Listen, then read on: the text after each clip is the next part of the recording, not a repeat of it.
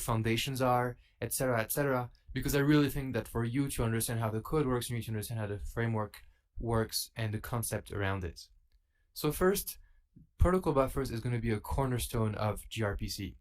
This is what a protocol buffer looks like for gRPC. So we still define our messages, and we'll define data for request and data for response.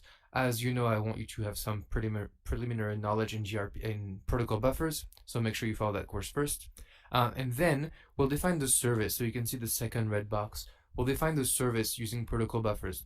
And so our service, as we'll see later, we'll learn how to write them, will basically define our API endpoints, and this will allow us gRPC to generate code for us. Okay, so everything you learn into the protocol buffer course will be used to generate services in gRPC.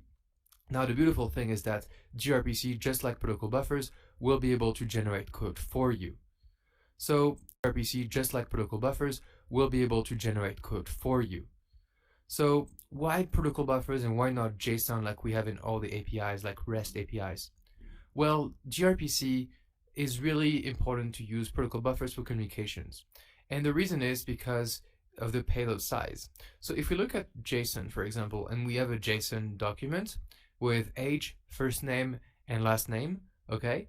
Then we have this payload, and I measured it online. This is approximately 55 bytes, okay? Still really small, but look at it.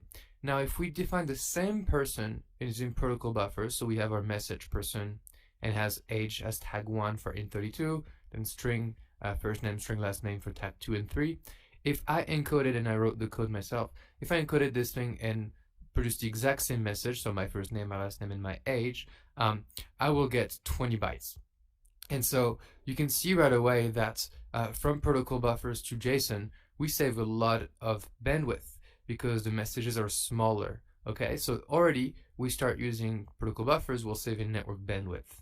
Additionally, parsing JSON is actually quite CPU intensive, and there's lots of library trying to optimize that, but overall, it still remains pretty CPU intensive, and that's because the format is human readable, right? We can read this using our eyes, but protocol buffers, the bytes, you would not understand anything. So parsing protocol buffers, though, because it's binary and because it's very, very close to how the data is actually represented in memory, will be less CPU intensive, okay? And that's really important because on top of this, protocol buffers will applications and devices that are a bit weaker, such as mobile devices that have a slower CPU, or even IoT devices, will be able to have better performance with protocol buffers than with JSON. So all in all, protocol buffers is a no-brainer for gRPC. Now, I told you that we could generate some code using gRPC. So let's go on the gRPC website, and as we'll see, there will be 11 languages at the time of recording that are officially supported by gRPC, and many others are actually unofficially supported. They're just not on the website. So here we are on the grpc.io website, and as you can see, this is where you would look at the docs should you have any problems after this course or the documentation.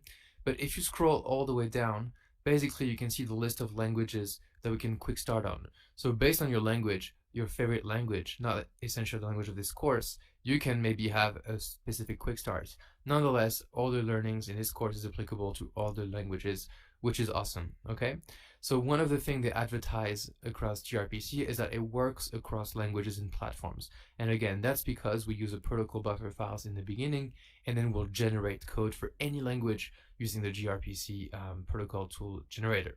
So let's get back to the slides. So although gRPC has so many languages, we'll have a few main implementations. So there's gRPC Java, which is a pure implementation of gRPC in Java. That means it was built from the ground up using Java libraries. There's gRPC Go, which is also a pure implementation of gRPC in the Go language, again, built from the ground up. And then there's gRPC C, which is super low level, which is a pure implementation of gRPC in the C language.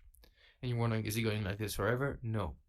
gRPC C++, gRPC Python, Ruby, Objective-C, PHP, C#, and many others maybe, they are actually relying on the gRPC C implementation. It's called using the C bindings. So basically all these libraries, C++, Python, Ruby, etc., they rely directly on the gRPC C library. And that's very important. That just gives you an idea that how the development works for the framework. That means that, for example, if tomorrow the gRPC C library gets updated, it doesn't mean that the Java and the Go library will be updated at the very same time, but you can expect the C++, Python, Ruby, Objective-C, and so on to take very, very quickly advantage of the improvements in the gRPC C library because they directly depend on it. Some other languages may implement gRPC natively or rely on the C implementation. Okay, I know there's a pure Python gRPC library, for example, so you never know, but that's for the official libraries. Now, why am I talking like this and saying it all over again that it can be used in any language? As I said, the code will be automatically generated, and so your microservices in any language can interact with each other. So let's say we have a website, and this website has a purchase service, okay, to purchase. And the person or the team in your company that wanted to implement that service is a Go team. So they've implemented this as in Go. And we also have a pricing team, and the pricing team, they're data scientists. So what they've done is that they've implemented the solution using the Python. And now we have a mobile app, the application. Maybe it's an Android app, right? And they've developed their app using Java. So you're like, oh my God, all these things need to talk to one another. But that's actually pretty easy. Because the purchase service and the pricing service were written using gRPC, you can generate what's called a stub, or stub is a client on the mobile app Java, and automatically that stub will have implemented for you all the calls to the purchase service and the pricing service using protocol buffers and gRPC for request and response. So we'll see what that looks in the code later on. But just for you to get an idea right now, you don't need to care whether or not it's a Java application talking to a Go application or a Python application, because they're all implementing gRPC, all the code is generated for you, and you don't need to worry about details of the implementation besides the framework. Again, the purchase service can also itself has a stub for the shipment service that would be written in C#. Okay, so you really remember that diagram. It's going to be on the gRPC website as well. It's super important for you to understand this. That's really the key of gRPC works. The beauty of it is that any language can talk to any other language using that common framework, and that makes things super easy. So in summary, why protocol buffers? Well, because it's very easy to use and write message definition. The definition of the API will also be independent from the implementation. So that means that you can start writing your clients and your server as soon as you have written protocol buffers ideal message definition.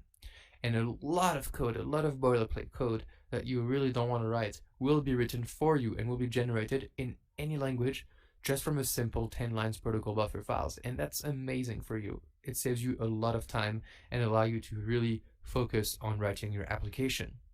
Also, protocol buffers is binary and therefore very efficient to send and receive on a network. It's smaller, as we saw, and also deserializing and serializing on a CPU will be done in less cycles, therefore less powerful CPU will have a better advantage.